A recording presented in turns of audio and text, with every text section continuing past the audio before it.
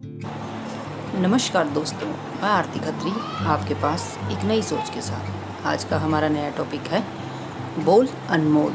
इसी पर मैं आपको एक स्टोरी सुना रही हूँ जो इस प्रकार है। शशांक एक दुकानदार था। वह एक छोटे से गांव में किराए की दुकान चलाता था। आसपास के कई गांवों में ऐसी और कोई दुकान नहीं थी। इसी कारण शशांक की अच्छी आय हो जाती थी। दुकान में सामान भी जल्दी खत्म हो जाता था। दुकान का सामान लेने शशांक को बार बार शहर जाना पड़ता था। एक दिन कड़ाके की ठंड पड़ रही थी। शशांक को दुकान का कुछ सामान खरीदने के लिए शहर जाना पड़ा। वह सामान खरीदकर जल्दी लौटना चाहता था, पर देर हो गई। हाथों में कुछ ज़्यादा सामान होने से चाल धीमी हो गई थी। चलते चलते शशांक की हिम्मत जवाब देने लगी। ठंडी हवा अपना पूरा असर दिखाने लगी थी। अंधेरा भी हो चला था। ठंड, हवा और अंधेरे के कारण शशांक बहुत घबरा गया। वह ठहरने के लिए जगह ढूंढने लगा। उसने इधर उधर नजरें दौड़ाई। उसे दूर एक झोंपड़ी में रोशनी दिखाई दी। उसके कदम उस झोंपड़ी की ओर बढ़ गए। झोंपड़ी के पास पहुंचकर शशांक ने देखा कि उस झोंपड़ी के बाहर अलाव जल रहा है और एक वृद्ध व्यक्ति आग ताप रहा।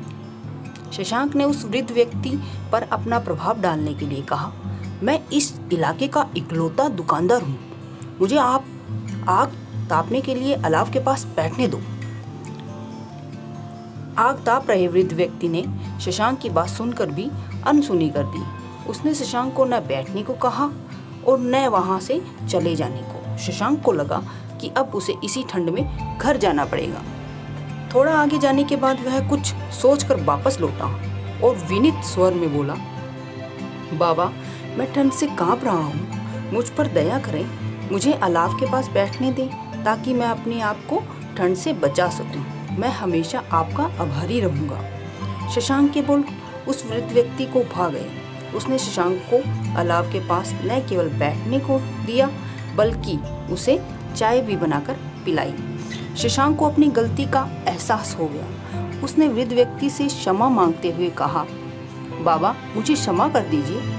मैंने पहले अपने घमंड में आपसे ठीक से बात नहीं की थी। शायद आपने मेरी सहायता करने से मना कर दिया था। उस वृद्ध व्यक्ति ने शशांक को नसीहत देते हुए कहा, मेरी एक बात हमेशा ध्यान रखना। बोलने से पहले अपने शब्दों को तौलना। वे सुनने वाले पर कैसा असर करेंगे, इस पर भी जरूर विचार करना।